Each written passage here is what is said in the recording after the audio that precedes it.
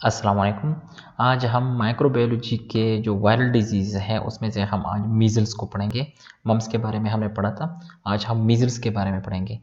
Measles को हम कुछ यूँ डिफ़ाइन करते हैं, an acute highly communicable viral disease characterized by abrupt onset of catarrhal signs and symptoms followed by fever. ठीक है, हमारे साथ ये एक बहुत ही हाईली कम्युनिकेबल डिजीज़ है जो कि एक पर्सन से दूसरे पर्सन में ईजिली फैल सकती है। ये डिजीज़, लेट सपोज आप एक इन्फेक्टेड पर्सन के साथ कांटेक्ट में आते हो जो कि मीजल्स से ऑलरेडी इन्फेक्टेड हैं, सो ये आप में ईजिली कम्युनिकेट हो सकती हैं।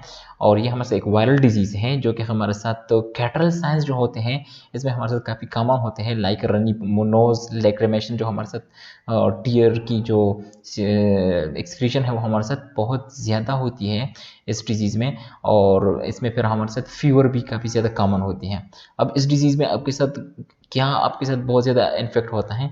इसके साइनस सिम्टम्स हमारे साथ कुछ यूँ होते हैं, catarrhal signs symptoms, running nose, lacrimation, fever, cough, photophobia, Koplik's spots and followed by maculopapular rashes on the skin. ठीक है, आपके साथ इसमें कैटरल साइंस होते हैं। लेट सपोज आप मीजल्स वायरस के साथ, जो कि एक आरएनए वायरस है, वो आपको इन्फेक्ट कराती है।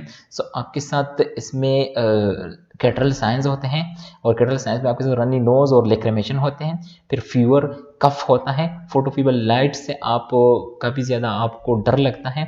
कॉप्लेक्स स्पॉट्स आते हैं आपकी स्किन पर। अब कॉप्लेक्स स्पॉट्स हमारे साथ है क्या?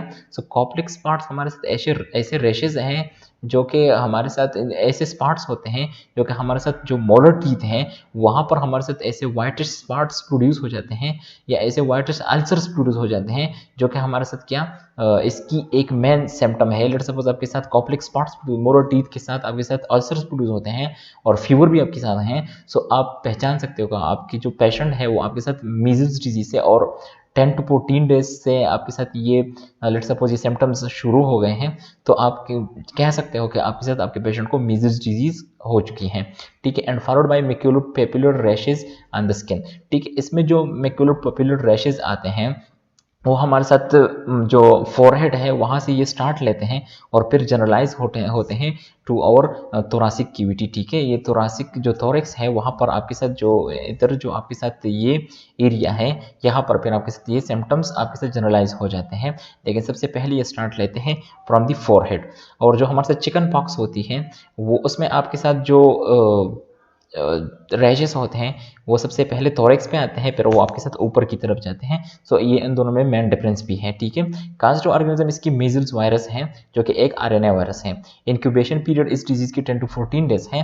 लेट सपोज आपको मीजल वायरस आपकी बॉडी में एंट्री करता है, 10 to 14 डेज पे आप उसकी वो प्रोलिफरेशन करता है।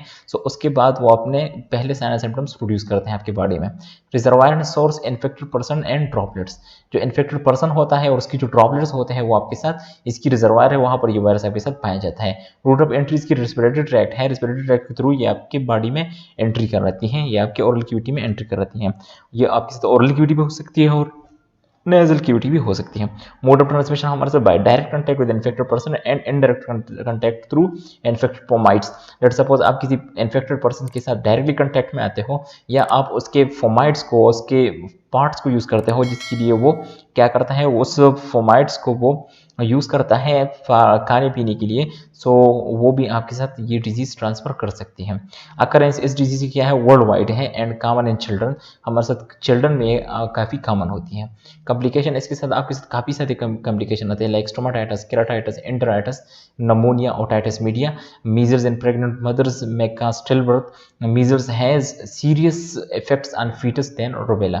ठीक है, आपके साथ ये भी एक डिजीज़, हमारे साथ ये डिजीज़ जो है वो काफ़ी कॉम्प्लिकेशन की तरफ आपको लेके जा सकती है। प्रिवेंशन कंट्रोल हमारे साथ active immunization through MMR, measles, mumps, rubella जो वैक्सीन है हम वो यूज़ कर सकते हैं इस डिजीज़ के लिए। Isolation, concurrent and terminal disinfection of infected fomites.